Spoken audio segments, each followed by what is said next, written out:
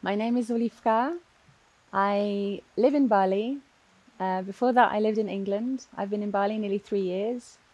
And I'm here because I needed to re-experience the rites of passage. And beyond that, there was an unspoken invitation when I saw Sharada and Sylvia's videos. There was something that spoke to me very deeply, and I felt safe to re-imprint the rites of passage in their company. So it's been all flavors, all tastes, many emotions. But overall, it's been so deep and restful, poignant, authentic, kind, supportive. And I don't want to speak in cliches, but it's been life-changing, for sure, or life-making. I think what touched me the most is having this extended time to experience the ceremonies in a container with the same women. So there's a deepening that can happen. And with each ceremony, you allow yourself to feel safer, to trust, to sink in more, and then happens again and it happens again. So it's like a memory. There's like a very old primal memory that's set off about living and being among women, that has been very healing and nourishing. Kind of very sobering, cleansing, because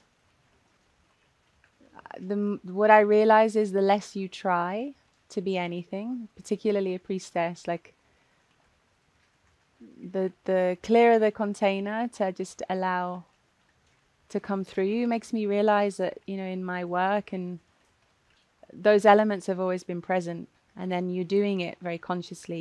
You're applying it.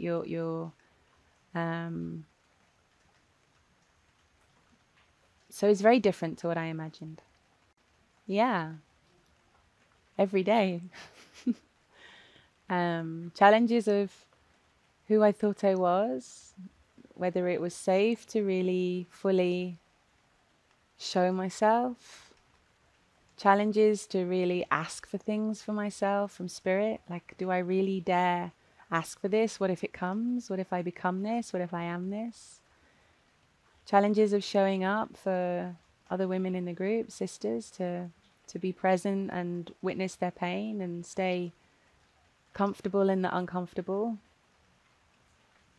Yeah, I mean, every day there's been, but overall, each challenge has been met with so much compassion and love from each other, and it becomes very difficult to be unkind to yourself when people around you are being very kind to you from an authentic place.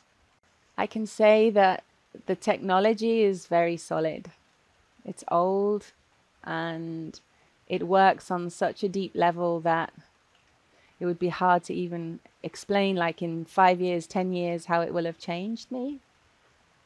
But it's timeless. When you're immersed in the ceremony, it feels like you're in a timeless, spaceless place, and reminds me how programmable we are with Magick. And when we're using it consciously and we're calling it in a very specific way, it's very, very powerful. You can undo a lot of pain and hurt and bring real comfort and peace, strength, so that you can support your families and community more, which is ultimately, I think, what we're all eventually working towards. Sharada is a bridge, so she connects sister to sister, spirit to people, the unseen to the seen. She brings relief from stories and pain. She's very inspirational because she's easy to adapt and improvises, and yet she's very disciplined in her practice and very committed. So I see her as this bridge. She bridges many areas, which makes her really well suited to leading retreats, ceremonies, and spaces. The guest teachers, I love how they're all so loved by Sharadan. There's an intimacy and a friendship. Because it adds to this feeling of family.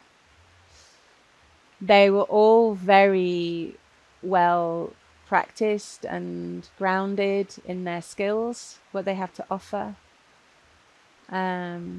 Real and authentic and very present. I was really interested and very curious to be taught by everybody, actually. Everybody had something that I felt like I was leaving with real jewels, like real treasures. You know, we had to adapt quite a few times with changes, and I think it had a very good balance between things that were organized and set, and then like this sense of movement or freedom that if we needed to move things, we did. But the way that each ceremony is presented and set up, and so much beauty, and the details that were taken care of and thought of were all noticed. You know, they put a lot of work into creating a whole felt experience. Yeah, I'll share something. I nearly didn't come because the idea of spending, you know, the money on myself when there's many other things in my family that we need to spend this money on. And if there are any women, particularly mothers, who are thinking that, you know, that they may not be able to spend this money on themselves, and that it's important that they give back to the family, like, this is a really important way to give back via yourself. Like, I'm going back home much more resourced and rested, stronger and clearer, and it was a really good choice. Like, spending that money on myself, I realize is like, it's really worth it, because I nearly didn't come, and I'm so glad. And that was the only thing that was holding me back, and I'm glad I did.